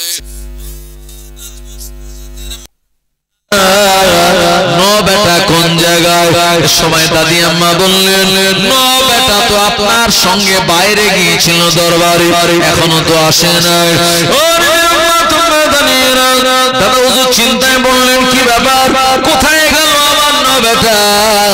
ফুরফুরা শরীফের সব জায়গায় খোঁজা হলো, না না না, মসজিদে নাই, মাদ্রাসা নাই, খানকাতে নাই, কোন জায়গায় গেল খুঁজে খুঁজে পাওয়া যায় না। চারিদিকে তল্লাশি করার পরও হুজুরকে যখন পাওয়া যায় না, সময় আল্লাহর ওলি মুজাদ্দিদুজ্জামান ইলমে মারিফাতের মুরাকাবায় তিনি বসে গেলেন। চোখ বন্ধ করে দেখতে লাগলেন, আমার বেটা কোন জায়গায় গেল, কোন জায়গায় তার অবস্থা অবস্থান। এ সময় নওয়াজ হুজুর রাহমাতুল্লাহ আলাইহির সম্পর্কে তিনি যখন চারিদিকে দেখতে লাগছেন, এ সময় দেখতে দেখতে তিনি দেখতে পেয়ে গেলেন, চোখ বন্ধ করে ইলমে বাতিনি তারা দেখলেন, আরে আমার সেই নবেটা প্রিয় নবী মুহাম্মদুর রাসূলুল্লাহ সাল্লাল্লাহু আলাইহি ওয়াসাল্লামের রওজায়ে আতহারের পাশে দাঁড়িয়ে দাঁড়িয়ে আল্লাহর হাবিবের শানে নাত বলে। আরো জোরে বলেন সুবহানাল্লাহ। মুজাদ্দিদুজ্জামান চিন্তা করে, আল্লাহ ছেলে আমার ছিল ফুরফুরা শরীফের জমিনে, এ বেটা চলে গেল মদিনাতুল মুনাওয়ারায়, নিশ্চয়ই এর ভিতরে কারামাত আর মহব্বত কাজ করেছে। আল্লাহর ওলি মুজাদ্দিদুজ্জামান তিনি আর চিন্তা করলেন না, নবীজির দরবারে আমার বেটা যখন, ওই বেটার কোনো চিন্তা নেই, আমার আল্লাহ হেফাজত করবে নবী পাকের উসিলায়। ও পরিবারের মানুষেরা যারা খুশ ছিল, তাদের আশ্বস্ত করে বললেন, চিন্তার কোনো কারণ নাই, আমার বেটা ভালো জায়গাতে রয়েছে। মুজাদ্দিদুজ্জামান এশার নামাজ কালাম পড়ে তাহাজ্জুদের নামাজ পড়ে শুয়ে বললেন, এ তাহাজ্জুদের নামাজের পর ঘুমিয়ে গেলেন। আর এই ঘুমের ভিতরে আল্লাহর ওলি মুজাদ্দিদুজ্জামানকে প্রিয় নবী মুহাম্মদুর রাসূলুল্লাহ সাল্লাল্লাহু আলাইহি ওয়াসাল্লাম স্বপ্ন দেখিয়ে বলেছিলেন, এ বাবা আবু বকর, খবরদার তোমার বেটাকে ধমক দেবে না, তোমার বেটার নাক পড়লে যেন ধমক দিও না, কারণ তোমার বেটা আমার ইশকে, আমার মহব্বতে, আমার প্রেমে যখন আরবিতে নাত গুলি বলে, আমি মুহাম্মদুর রাসূলুল্লাহ সাল্লাল্লাহু আলাইহি ওয়াসাল্লাম মদিনার মসজিদ নববী শরীফে রওজায়ে আতহারে থেকে তোমার সন্তানের মুখের দিকে আমি তাকিয়ে তাকিয়ে হাসি। আরো জোরে বলেন সুবহানাল্লাহ। হুজুর রাহমাতুল্লাহ আলাইহি যেমন ভাবে আল্লাহর হুকুমে ফুরফুরা শরীফ থেকে আল্লাহর নবীর মাজারে আতহারে চলে গিয়েছিলেন, ওই রকম ভাবে আল্লাহর অপার কুদরতি ক্ষমতায় আবার তিনি ফুরফুরা শরীফের জমিনে চলে এসেছিলেন। এইজন্য আমার আল্লাহ কোরআন মাজিদে শুনিয়েছেন, কুল ইন কুনতুম তুহিব্বুনাল্লাহ ফাত্তাবিউনি ইউহিব্বুকুমুল্লাহ ওয়া ইয়াগফির লাকুম যুনুবাকুম আল্লাহু গফুরুর রহিম। ও নবী আপনি বলে দিন, তারা যদি আল্লাহর রেজামন্দি হাসিল করতে চায়, ফাত্তাবিউনি, তারা যেন আপনাকে অনুসরণ করে, আর আপনাকে যারা অনুসরণ করবে, ওয়া ইয়াগফির লাকুম যুনুবাকুম, আমি আল্লাহ ক্ষমা করে দেব তাদের জীবনের গুনাহসমূহ। আল্লাহু গফুরুর রহিম, আমার আল্লাহ হলেন দয়াময় এবং ক্ষমাশীল। একবার প্রাণ খুলে বলুন সুবহানাল্লাহ। আল্লাহুম্মা সাল্লি আলা সাইয়্যিদিনা ওয়া আলা আলি সাইয়্যিদিনা। এই পৃথিবী সৃষ্টি তোমার নামের উসিলায়, এই পৃথিবী সৃষ্টি তোমার নামের উসিলায়, ও আমিনার নয়ন মনি সালাম তোমায়, ও মদিনার কমলিওয়ালা সালাম তোমায়। আকাশ জমিন পাহাড় চন্দ্র তারা সবই তোমারি নামের ওসিলা। আকাশ জমিন পাহাড় চন্দ্র তারা সবই তোমারি নামের ওসিলা।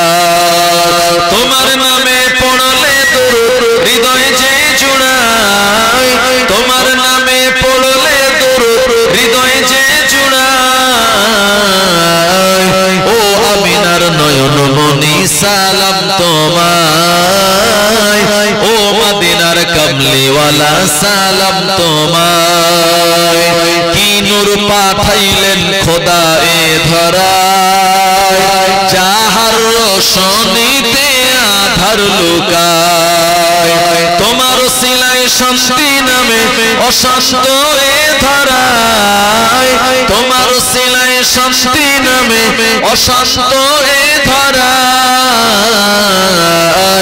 ও আমিনার নয়ন মনি সালাম তোমায় ও মদিনার কমলিওয়ালা সালাম তোমায় ইয়া নবী সালাম আলাইকা ইয়া রাসূল